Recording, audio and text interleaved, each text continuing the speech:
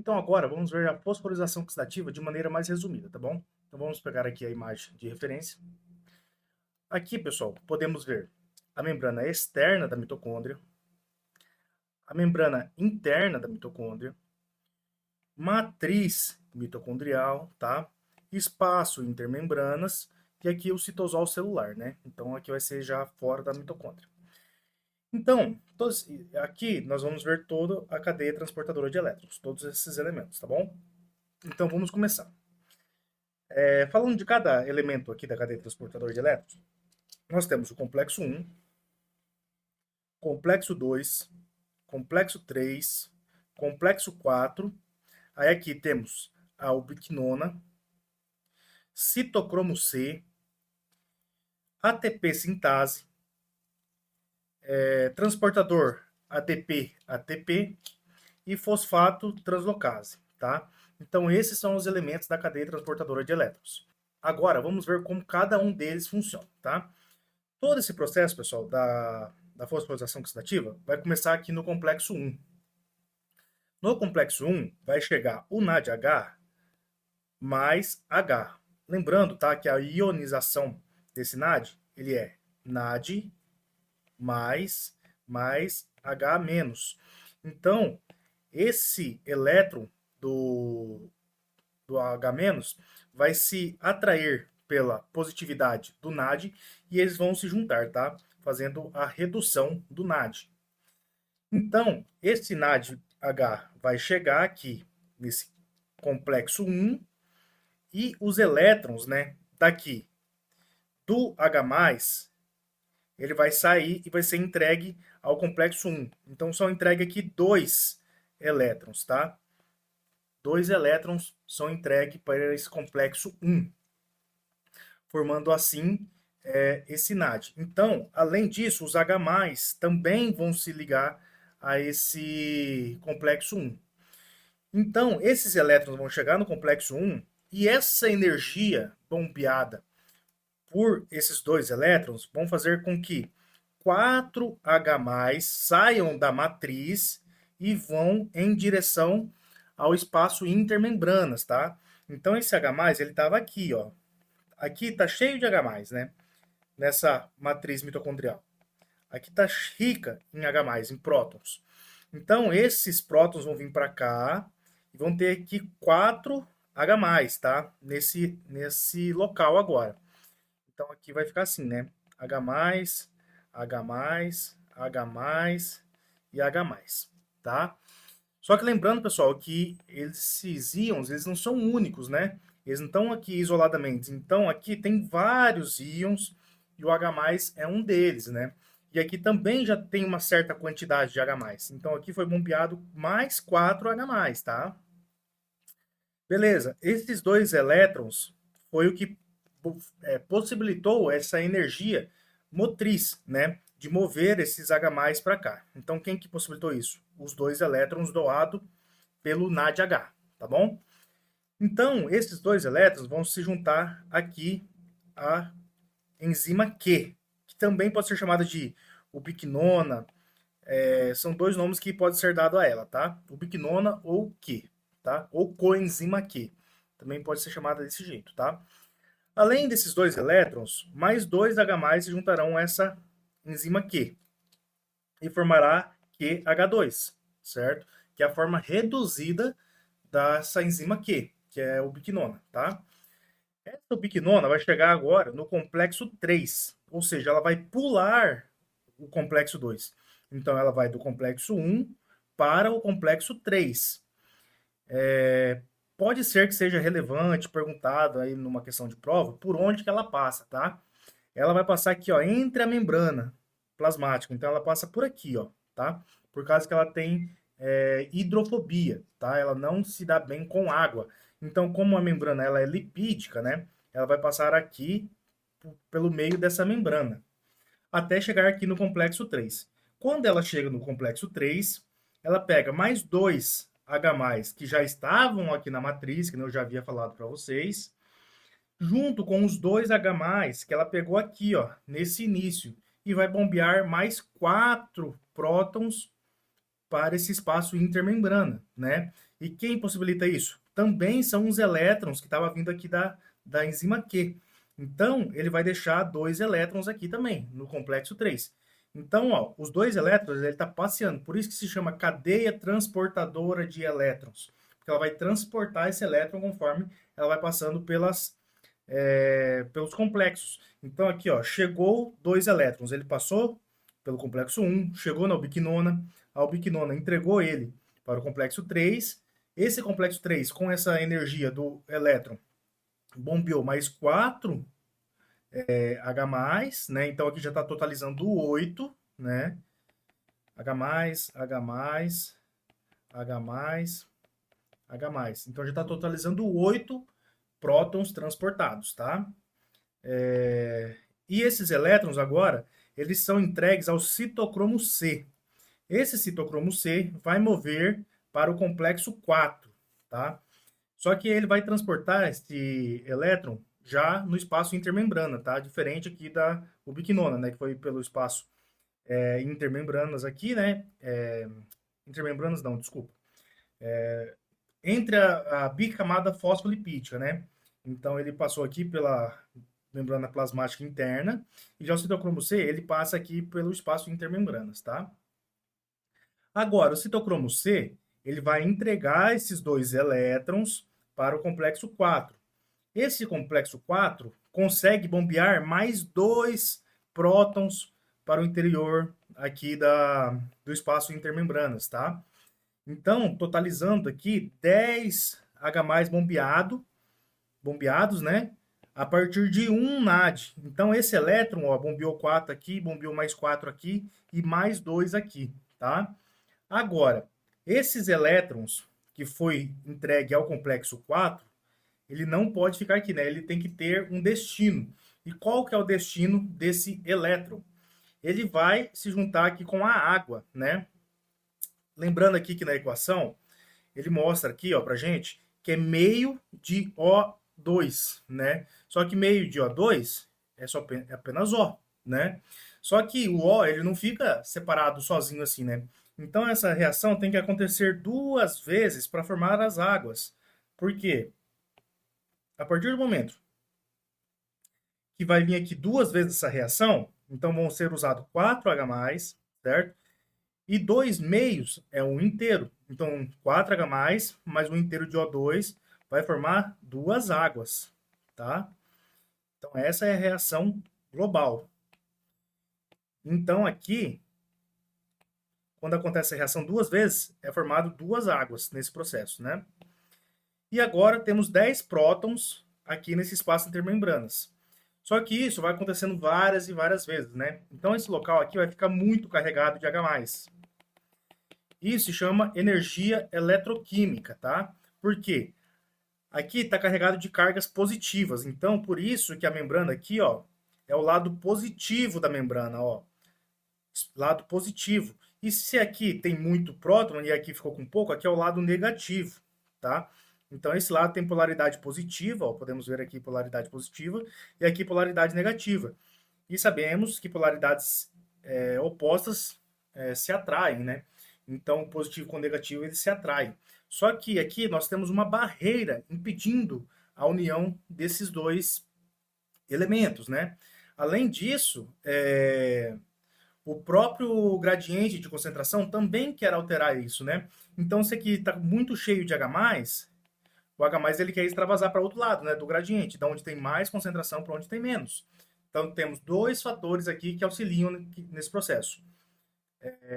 Parte elétrica, né, eletroquímica, por causa dos íons, né, de um lado ser positivo e do outro lado ser negativo. Além disso, também temos a concentração. Então, aí a difusão também quer ajudar nesse processo, tá? Só que aqui é uma membrana impermeável, né? Esses elétrons, esses íons, né? Eles não conseguem passar por essa membrana. Então, qual que é o local que eles conseguem passar por essas membranas? Através dessa proteína aqui, pessoal, que ela é chamada de ATP sintase. Então, como o próprio nome já fala, né? Síntese, sintase, ela forma ATP, tá? Então, é a partir desse processo, sim, que a energia é realmente produzida em todos esses processos que a gente viu, né? Apesar de da glicose formar dois ATPs e no ciclo de Krebs mais um GTP, é muito pouco, né? Foi formado até agora somente 3 moléculas energéticas. E agora sim que é produzida a maior quantidade de moléculas energéticas de todo o processo, tá? Então aqui vai acontecer o seguinte, nesse processo aqui da síntese de ATP. Para formar o ATP, a gente precisa de um ADP, né, que é a adenosina difosfato, mais um fosfato inorgânico, tá? Esse izinho aqui significa inorgânico.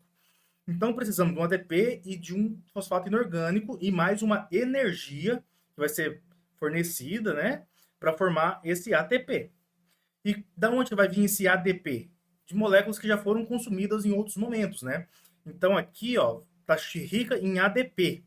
Então, essa proteína aqui, que é ADP, ATP, ela é um contratransporte, né? A partir do momento que vem um ADP para cá, ela move um ATP para lá.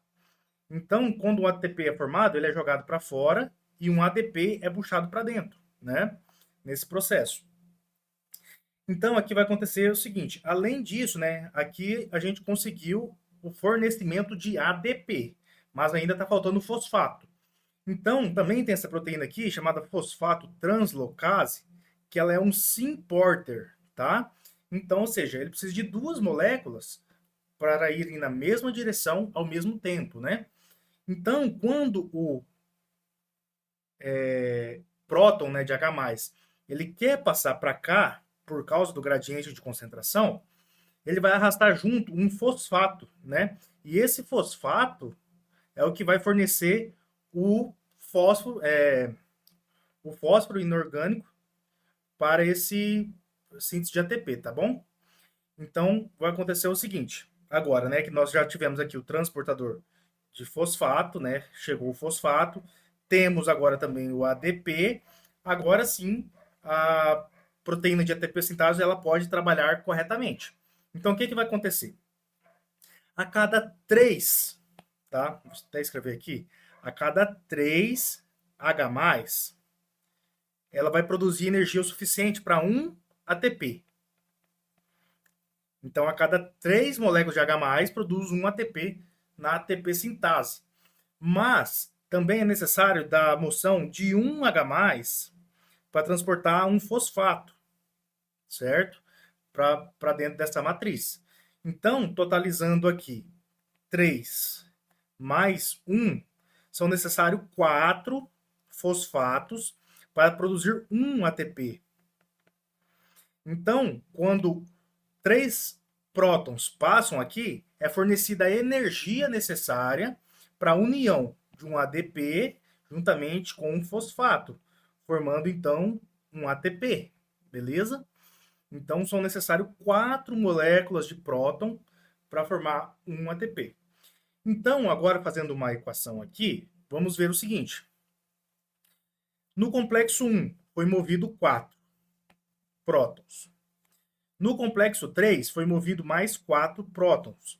E no complexo 4 foi movido mais 2 prótons, totalizando 10 prótons. Só que a gente necessita de 4 para formar um ATP. Então, a cada 4, regrinha de 3, a cada 4 formamos um ATP, 10 prótons vão formar X. E isso, continha básica aí, podemos ver que 10 prótons vão formar 2,5 ATP. Beleza? Então, essa é a correlação de NAD com ATP. Ou seja, se cada NAD move 10, logo cada NAD H é igual a 2,5 ATPs formados, tá? Então, essa é a equação de correlação entre a quantidade de NAD formado e a quantidade de ATP. Aí agora nós podemos fazer algumas contas, né? Fazer mais aqui em cima aqui, ó. Lá na glicólise, né, nós vemos que foi formado 2 NADs, né? Então lá lembra, piruvato, glicose formou 2 piruvatos, 2 NADs H e 2 ATP. Então temos aqui 2 NAD da glicólise. Então eu só vou fazer aqui a glicólise. Glico. Da glicose foi 2. Aí, o piruvato foi lá para o ciclo de formar pela piruvato desidrogenase, né? Formou ali o acetil-CoA. Esse acetil-CoA, ele também vai formar mais um NAD por piruvato. Só que são formados 2 piruvatos lá, né? Então aqui são mais 2 NADs. Vou colocar aqui então do acetil-CoA. Acetil-CoA. Aí, além disso, lá no ciclo de Krebs, são formados mais 3 NAD por volta, né? Então são 2 voltas, porque são 2 acetil-CoA, são formados mais 6 NAD. Agora, tô somando aqui, né? São formados 10 NADs. Só que cada NAD, fazendo agora as contas de raiz por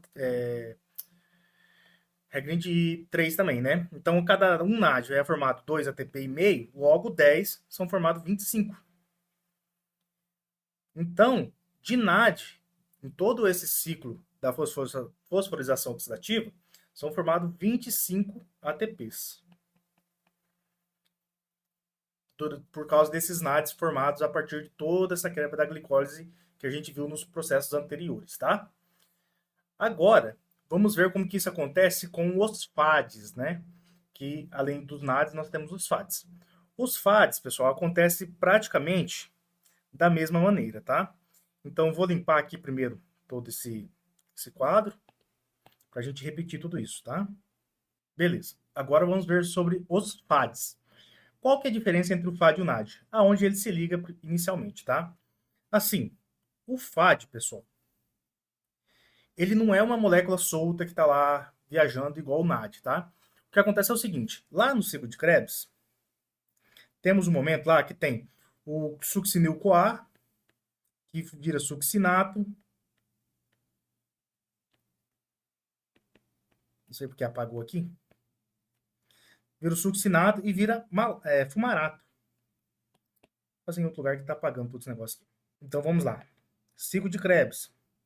Tem succinil-CoA.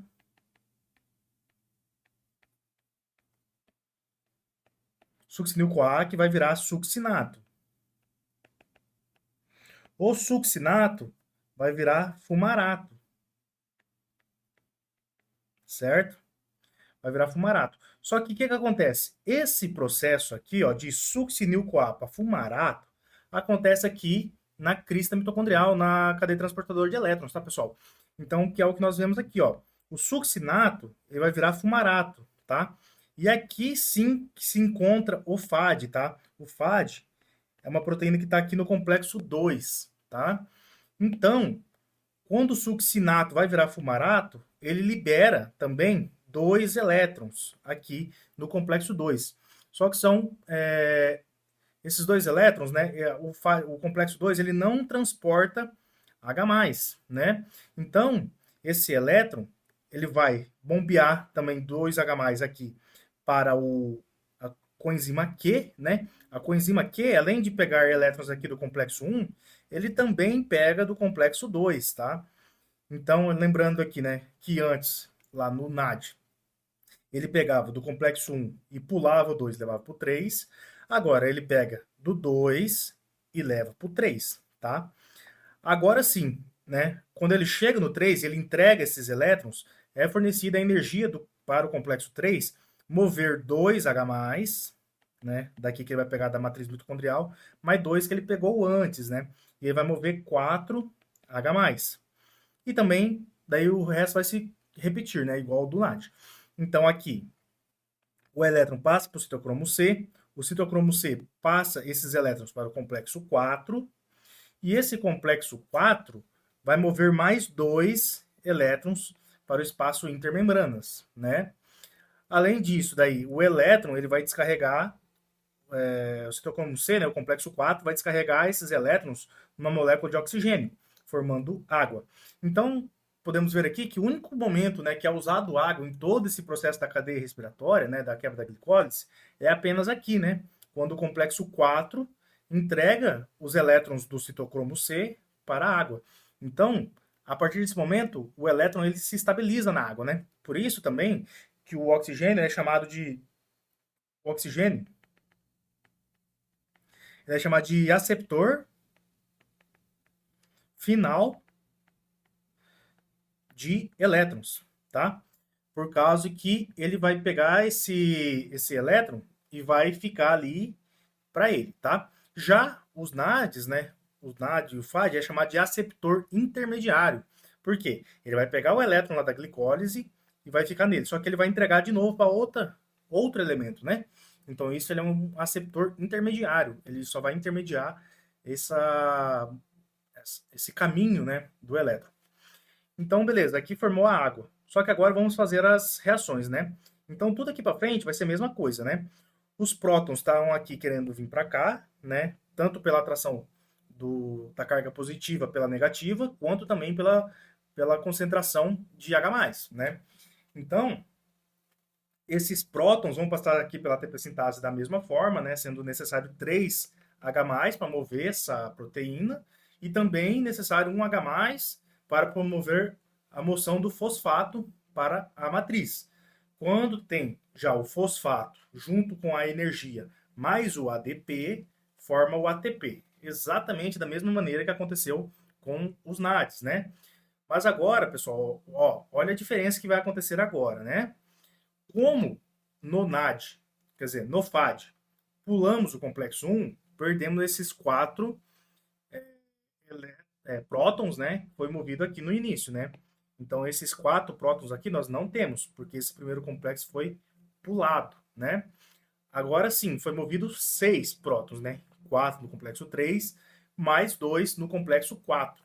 Então, aqui nós temos 6 prótons. Só que são necessários 4 para formar um ATP, igual no NAD. Logo,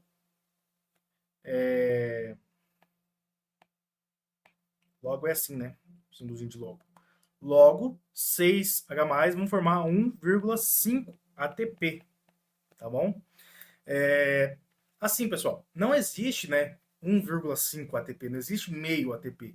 Existe ATP e existe não ATP. Então, o que vai acontecer aqui nesses processos, né, que acontecem em meio, né? NAD forma 2,5 e o FAD forma 1,5. O que vai acontecer? A cada 2 ciclos deles, né, 2 FAD, por exemplo, vai formar 3 ATP, tá? 1,5 é a média, tá? Mas não existe meio ATP, tá bom?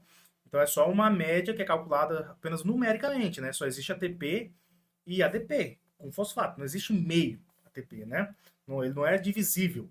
Então, essas reações vão acontecer algumas vezes para esses números se arredondarem, tá bom? Beleza, então, pessoal, essa é a explicação simplificada, né, desses processos. Farei também uma aula agora esmiuçando cada etapa mais profundamente, né? Então, porque aqui no complexo 1, por exemplo, temos também alguns outros elementos internamente, né, que vão ser relevantes para esse processo. Mas, de maneira geral, a fosforilação oxidativa é isso, tá? Então, temos também alguns nomes, né, que às vezes pode confundir o pessoal, que seria a questão de qual que é a diferença entre cadeia transportadora de elétrons e a fosforilação oxidativa, né? Fosforilação oxidativa se relaciona a esse processo, né? Que você está fosforilando, né? Ou seja, pegando um fosfato, fosforilando um ADP, né? Então você está fazendo uma fosforilação oxidativa. Quem que está sendo oxidado, né? No caso, vai ser ele está sendo oxidado, né? Já a cadeia transportadora de elétrons é esse processo aqui, né? Que esse elétron está viajando aqui pelo complexo 1, 2, 3, 4, ubiquinona, citocromo C, até chegar na formação de A, tá bom? Então aqui temos como resultado final de todo esse processo de quebra da glicose, formação do gás carbônico, né, que nós vimos soltando ali no ciclo de Krebs. A cada volta ali era liberado 2 a 3 carbonos, né? Então, para a formação da acetil-CoA, libera 1. E mais a volta do ciclo de Krebs formava mais 2, tá? Esse processo se repete 2 vezes, né? Por isso são formados 6 gases carbônicos, né? Formados 6 gases carbônicos por molécula de glicose. E são formados 32 ATPs na quebra total, né? E também são formados água, né? A cada processo desse é formado água. Então, pessoal, vamos fazer uma conta aqui para ver quantos a reação global, né, da formação de ATP e ADP, né?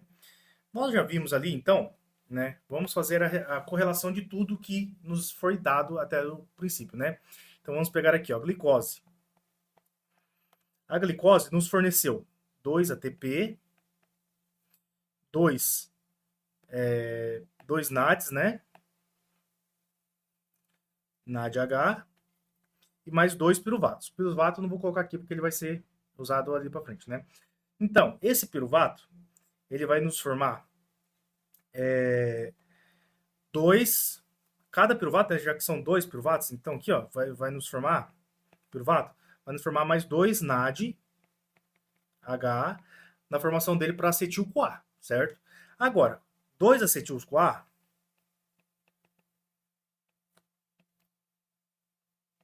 esses 2 acetil-CoA vão nos fornecer mais 6 NAD H lá no ciclo de Krebs, mais 2 FADs, FAD H2, mais 2 GTPs, né? Mais 2 GTPs, que são moléculas energéticas também. Agora, vamos fazer uma correlação total de tudo isso aqui. 2 ATP mais 2 GTP já são formados aqui 4 ATPs. Então, 4 ATPs. Vamos riscar aqui para não contar duas vezes a mesma coisa. Então, aqui já foi usado e aqui já foi usado. Agora, aqui, são formados 10, né? 2 com 2, 4, com 6, 10 NAD. A cada 10 NADs, né, a cada NAD é formado 2,5 ATP. Logo, 10 são formados mais 25 ATPs. Então, vamos riscar. Riscou, riscou, riscou. E agora, cada FAD também é formado 1,5 ATPs, né? Logo, 2 são formados 3 ATPs, mais 3 ATPs. Então, agora, vamos somar tudo isso, né? Tudo isso vai dar